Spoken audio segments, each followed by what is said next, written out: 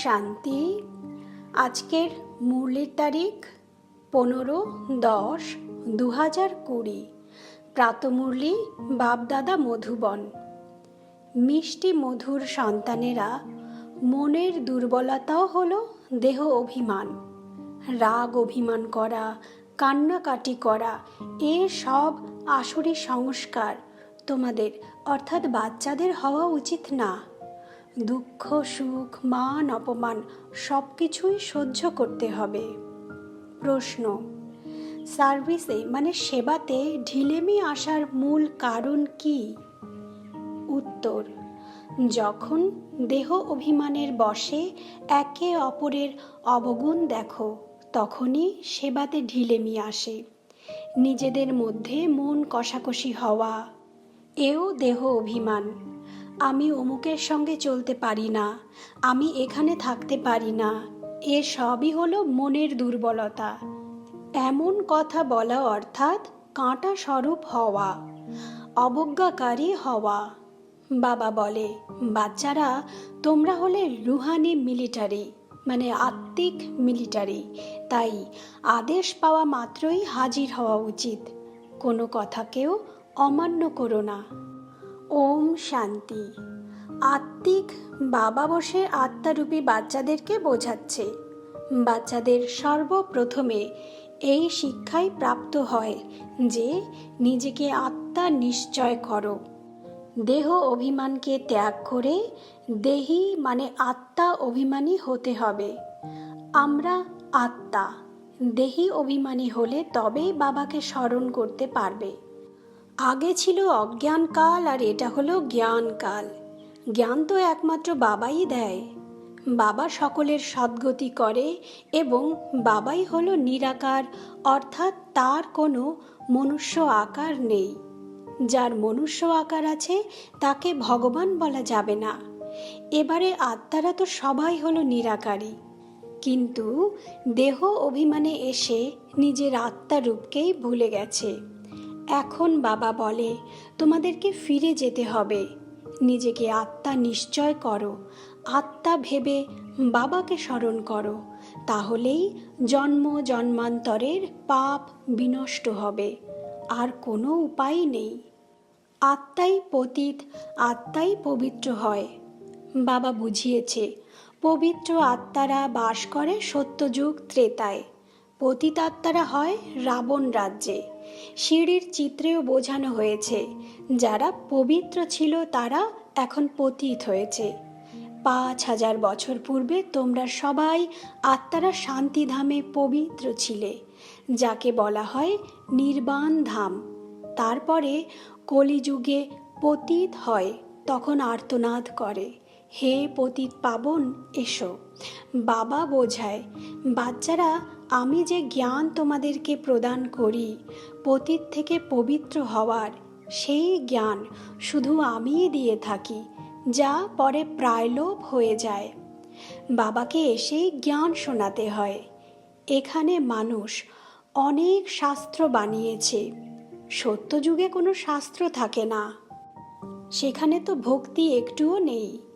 এখন বাবা বলে, তোমরা শুধু আমার দ্বারাই পতিত থেকে পবিত্র হতে পারো। পবিত্র দুনিয়া তো নিশ্চয়ই হবে। আমি তো আত্মারূপী বাচ্চাদেরকে এসেই রাজযোগের শিক্ষা প্রদান করি। তোমাদের দিব্যগুণও ধারণ করতে হবে। রাগ অভিমান করা, কান্নাকাটি করা, এসব হলো আসরিক স্বভাব। বাবা বলে, দুঃখ সুখ মান অপমান সবই বাচ্চাদেরকে সহ্য করতে হয়। মন দুর্বল করলে চলবে না। আমি অমুক স্থানে থাকতে পারবো না, এও এক প্রকারের দুর্বলতা। অমুকের স্বভাব এই রকম, ওই রকম, ও ওই রকম, এইসব কিছুই তোমাদের এখন থাকা উচিত না। মুখ থেকে যেন সর্বদা এখন তোমাদের ফুলের মতো কথা বের হয়, কাঁটার মতো না। অনেক বাচ্চাদের মুখে কাঁটার মতো কথা বের হয়। কারোর উপরে ক্রোধ করাও হলো কাঁটা। একে অপরের সঙ্গে মন কষাকষি চলতে থাকে। দেহ অভিমানের বশে এসে একে অপরের অবগুণ দেখতে দেখতে নিজের মধ্যেও অনেক রকমের অবগুণ থেকে যায়। তাই সার্ভিস ঢিলা হয়ে যায়। বাবা বোঝায় এই সব ড্রামা অনুযায়ী হয়, নিজেকে শুধরাতেও তো হবে। মিলিটারিরা যখন যুদ্ধে যায় তখন তাদের কাজই হয় শত্রুদের সঙ্গে যুদ্ধ করা। বন্যা হলে বা কিছু ঝামেলা হলেও মিলিটারি ডাকা হয়, তখন মিলিটারি এসে কুলি মজুরের কাজও করে। গভর্নমেন্ট মিলিটারিকে অর্ডার করে সমস্ত মাটি ভরো, কেউ না এলে তখন তাকে গুলির সম্মুখীন হতে হয়। গভর্নমেন্টের আদেশ পালন করতেই হয়। বাবা বলে তোমরাও সেবা করার জন্য বাধ্য। বাবা যেখানে সার্ভিস করতে যেতে বলবে শীঘ্রই সেখানে হাজির হওয়া উচিত। অমান্য করলে তখন তাকে মিলিটারি বলা যাবে না, তারা হৃদয় আসনে স্থান পাবে না। তোমরা হলে বাবার সহযোগী, সবাইকে বার্তা পৌঁছে দিতে হবে। এখন দেখো, যদি কোথাও বড় মিউজিয়াম খোলা হয়, বলা হয় 10 মাইল দূর, তবুও সেবার জন্য তো যেতেই হবে, তাই না? তখন কি খরচের চিন্তা করা উচিত? সবচেয়ে বড় গভর্নমেন্ট অসীম জগতের বাবার আদেশ প্রাপ্ত হয়েছে, যার রাইট হ্যান্ড হলো ধর্মরাজ। তার শ্রীমত অনুযায়ী না চললে তো পতন হয়, তাই না? শ্রীমত বলে নিজের দৃষ্টিকে এখন সিভিল বানাও, মানে সভ্য বানাও। কাম বিকারকে জয় করার সাহস থাকা উচিত। বাবার হুকুম পালন না করলে চুরচুর হয়ে যাবে। 21 জন্মের রাজ্য ভাগ্যও আর প্রাপ্ত হবে না। বাবা বলে বাচ্চারা ছাড়া আমাকে কখনো কেউ চিনতেই পারবে না। কল্প পূর্বেও যারা জ্ঞানে এসেছিল তারাই ধীরে ধীরে আবারও আসবে। এ হলো একেবারে নতুন কথা। এই হলো গীতার যুগ, কিন্তু শাস্ত্রে এই যুগের বর্ণনাই নেই। গীতাকেই দাপরে নিয়ে গেছে, কিন্তু যখন রাজযোগ শেখানো হয়েছিল তখন নিশ্চয়ই সঙ্গম ছিল, তাই না? কিন্তু কারোর বুদ্ধিতে এই কথাই নেই। এখন তোমাদের জ্ঞানের নেশা আছে, মানুষের হলো ভক্তির নেশা। তারা বলে ভগবান এলেও আমরা ভক্তি করা ছাড়ব না। এই উত্থান পতনের সিঁড়িটা খুব ভালো, কিন্তু তবুও মানুষের চোখ খোলে না। মায়ার নেশায় একেবারে মত্ত হয়ে আছে। জ্ঞানের নেশা হতে খুব দেরি লাগে। প্রথমে তো দিব্য গুণও চাই। বাবার কোনো আদেশ পেলে কখনো না বলো না, আমি করতে পারবো না, একেই বলা হয় অবজ্ঞাকারী। যদি শ্রীমত প্রাপ্ত হয় এমন করতে হবে, তো তখনই বুঝতে হবে যে এ হলো শিব বাবার শ্রেষ্ঠ মত। বাবা হলো সদ্গতি দাতা। দাতা কখনো উল্টো মত দিতে পারে কি? বাবা বলে আমি ব্রহ্মার অনেক জন্মের অন্তিম জন্মে এসে প্রবেশ করি। লক্ষ্মীর স্থান দেখো এনার চেয়েও উঁচুতে চলে যায়। গায়নও আছে নারীদের আগে রাখতে হয়। তাই প্রথমে লক্ষ্মী, পরে নারায়ণ। যথা রাজারানী তথা প্রজা। তোমাদেরও এমন শ্রেষ্ঠ হতে হবে। এই সময় সম্পূর্ণ দুনিয়ায় হলো রাবণ রাজ্য। সবাই বলে রাম রাজ্য চাই। এখন হলো সঙ্গম। যখন এই লক্ষ্মী নারায়ণের রাজত্ব ছিল তখন রাবণ রাজ্য ছিল না। তাহলে পরিবর্তন হলো কিভাবে? সে কথা কেউ জানে না। সবাই ঘোর অন্ধকারে আছে। তারা ভাবে কলিযুগ এখন শিশু, হামাগুড়ি দিচ্ছে, তাই মানুষ ঘোর নিদ্রায় ঘুমিয়ে আছে। এই আত্মিক জ্ঞান আত্মিক বাবাই এসে আত্মাদেরকে প্রদান করে। রাজযোগের শিক্ষাও দেয়। কৃষ্ণকে আত্মিক পিতা বলা হয় না। কৃষ্ণ এমন বলবে না যে হে আত্মারূপী বাচ্চারা। তোমাদের এখন এ কথাও লেখা উচিত যে আত্মিক জ্ঞানে ভরপুর বাবা আধ্যাত্মিক জ্ঞান আত্মারূপী বাচ্চাদেরকেই প্রদান করে। বাবা বোঝায় দুনিয়ার সব মানুষ হলো দেহ অভিমানী। আমি আত্মা, এই কথা কেউ জানেই না। বাবা বলে কারো আত্মা বিলীন হয় না। বাচ্চারা এখন তোমাদেরকে বোঝানো হয় যে বিজয়া দশমী, দীপাবলি ইত্যাদি কি?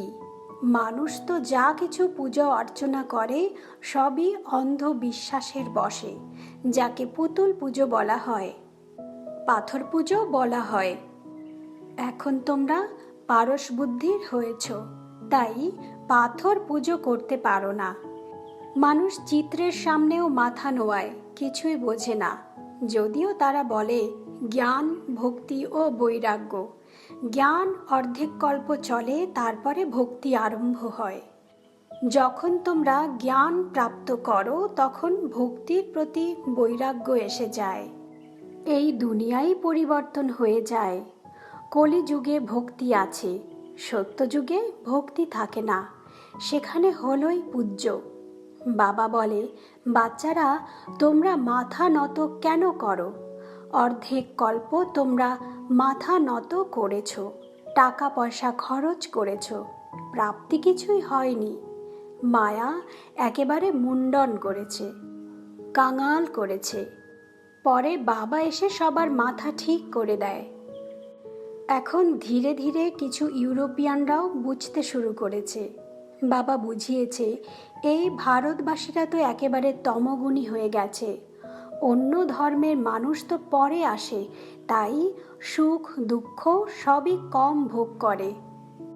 ভারতবাসীদের সুখ দুঃখ সবই বেশি। শুরুতে প্রচুর বিত্তশালী, একদম বিশ্বের মালিক হয়ে থাকে। অন্য ধর্মের মানুষ কেউ প্রথমে বিত্তবান থাকে না, পরে বৃদ্ধি হতে হতে বর্তমানে বিত্তবান হয়েছে। এখন সবচেয়ে ভিখারি হয়েছে ভারত, অন্ধ শ্রদ্ধাগ্রস্ত হয়েছে ভারত। এও ড্রামায় আছে।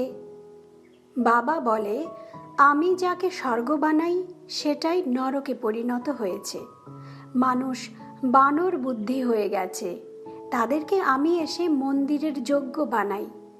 বিকার হলো খুব কঠিন, ক্রোধ অনেক থাকে। তোমাদের মধ্যে ক্রোধ একেবারেই এখন থাকা উচিত না। খুব শান্ত, অতি মিষ্টি স্বভাবের হওয়া উচিত। এই কথাও তো তোমরা জানো, কোটিতে কেউ এই জ্ঞান মার্গে রাজপথ নিতে আসবে। বাবা বলে, আমি এসেছি তোমাদের নর থেকে নারায়ণ করতে। তার মধ্যেও 8 রত্ন হলো প্রধান। 8 রত্ন আর মাঝখানে বাবা। এই 8 রত্ন সম্পূর্ণ পাস উইথ অনার হয়, তাও নম্বর অনুযায়ী, পুরুষার্থ অনুসারে। দেহ অভিমান ভঙ্গ করতেই খুব পরিশ্রম লাগে। দেহের ভান বা অনুভূতি যেন একেবারেই মিটে যায়। কেউ পাকা ব্রহ্মজ্ঞানী যারা, তাদের এমন অনুভব হয়। বসে বসে তখন দেহ ত্যাগ করে দেয়। বসে থেকে এমনভাবে দেহ ত্যাগ করে যেন সম্পূর্ণ বায়ুমণ্ডল একদম শান্ত হয়ে যায়। বেশিরভাগ ক্ষেত্রেই দেখা যায় ভোরের বেলায় শুদ্ধ সময়ে তারা দেহ ত্যাগ করে। রাতের বেলায় মানুষ খারাপ কাজ করে, সকালে স্নান ইত্যাদি করে ভগবানের নাম নেয়, পুজো করে। বাবা সব কথা বোঝায়। প্রদর্শনী ইত্যাদিতে সবার প্রথমে তোমরা বাবার পরিচয় দাও। প্রথমে বাবা, পরে উত্তরাধিকার। বাবা হলো একমাত্র নিরাকার, যে কিনা রচয়িতা। এখন বাবা বসে রচনার আদি মধ্য অন্তের জ্ঞান বুঝিয়ে দেয়। বাবা নিজেই বলে, আমাকে স্মরণ করো, দেহের সম্বন্ধগুলো ত্যাগ করে নিজেকে আত্মা নিশ্চয় করে মামে কম স্মরণ করো। বাবার সঠিক পরিচয় যখন তোমরা দেবে তখন কারো সাহস থাকবে না প্রশ্ন উত্তর করার। প্রথমে বাবার কথায় দৃঢ় নিশ্চয় হয়ে যাক, তারপরে বলো 84 জন্ম, এইভাবে গ্রহণ করা হয়। চক্রের কথা তখন বুঝে নেবে, বাবার পরিচয় বুঝে নেবে, তখন আর কোনো প্রশ্নই থাকে না। বাবার পরিচয় না দিয়ে তোমরা অন্য কথা বলো, তাই সময় নষ্ট হয়, গলা আটকে যায়। প্রথমে বাবার কথা বলো, না হলে শত কথা বললেও কিছুই বুঝবে না। খুব সাধারণভাবে এবং ধীরে ধীরে বসে বোঝানো উচিত। যারা দেহি অভিমানী হবে তারাই ভালোভাবে বোঝাতে পারবে। বড় বড় মিউজিয়ামে ভালো ভালো বাচ্চারা যারা বোঝাতে সক্ষম তাদের সহযোগিতা করা উচিত। কিছুদিনের জন্য নিজের সেন্টার ছেড়ে সাহায্য করতে যাওয়া উচিত। তখন নিজের অনুপস্থিতিতে অন্য কাউকে সেন্টার দেখাশোনার জন্য বসিয়ে দাও।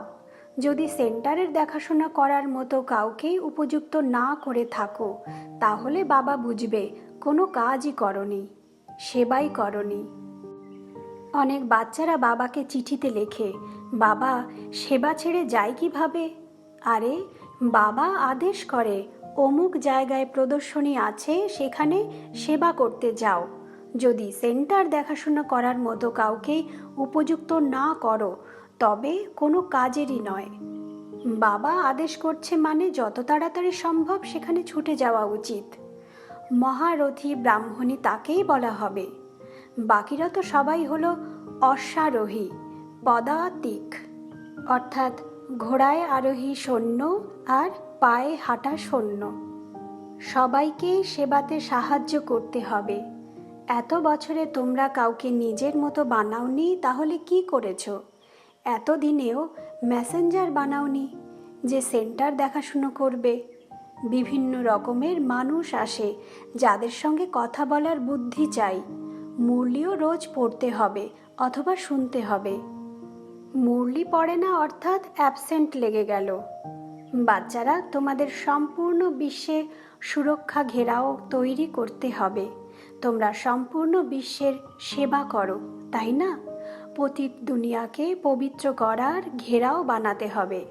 সবাইকেই মুক্তি, জীবন মুক্তি ধামের পথ বলে দিতে হবে। দুঃখ থেকে মুক্ত করতে হবে।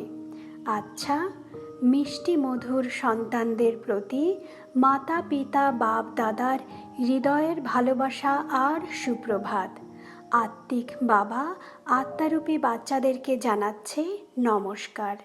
আমরাও আত্মারূপী বাচ্চারা আত্মিক মাতা পিতা বাপ দাদাকে জানাই হৃদয়ের অনেক ভালোবাসা, সুপ্রভাত আর নমস্কার।